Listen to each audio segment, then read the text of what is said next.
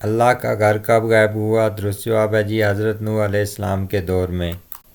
نبی کریم صلی اللہ علیہ وسلم کا حج کس قسم کا تھا؟ درست جواب ہے جی حج القران۔ حج اصغر سے کیا مراد ہے؟ درست جواب ہے جی حج اصغر سے مراد عمرہ کے ہیں۔ عراق سے آنے والے زائرین کے لیے میقات ذات عراق کو کہتے ہیں۔ سالانہ اجتماعی عبادت کون سی ہے؟ درست جواب ہے جی حج سالانہ اجتماعی عبادت ہے۔ مندرجہ ذیل میں سے کون سا طواف سنت ہے؟ طواف زیارت، طواف قدوم، طواف یمنی۔ درست جواب ہے جی طواف قدوم سنت طواف ہے۔ What is meant by طواف وداع؟ The answer is last طواف before leaving home۔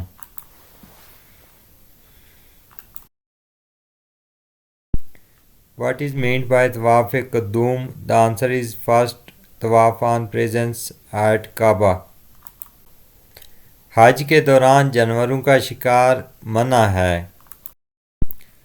مکہ مکرمہ سے قریب ترین جمرات کسے کہتے ہیں؟ درست جواب ہے جی جمرات العقبہ۔ سب سے چھوٹی جمرات کسے کہتے ہیں؟ درست جواب ہے جی جمرات الاولیٰ اور جمرات الصغریٰ کو چھوٹی جمرات کہا جاتا ہے۔ جمرات کسے کہتے ہیں؟ درست جواب ہے جی 3 سیدھے پتھروں کو جمرات کہا جاتا ہے۔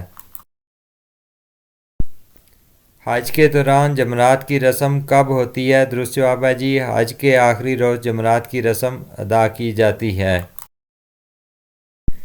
حج میں جمرات سے کیا مراد ہے؟ درست جواب ہے جی حج میں جمرات سے مراد شیطان کو مینا میں کنکریاں مارنی ہیں۔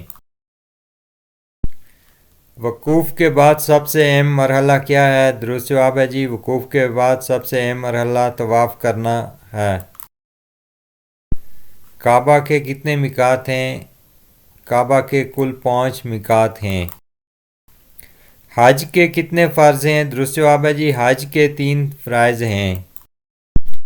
اللہ تعالیٰ نے قرآن پاک کی سورہ بقرہ میں حج کا حکم دیا ہے۔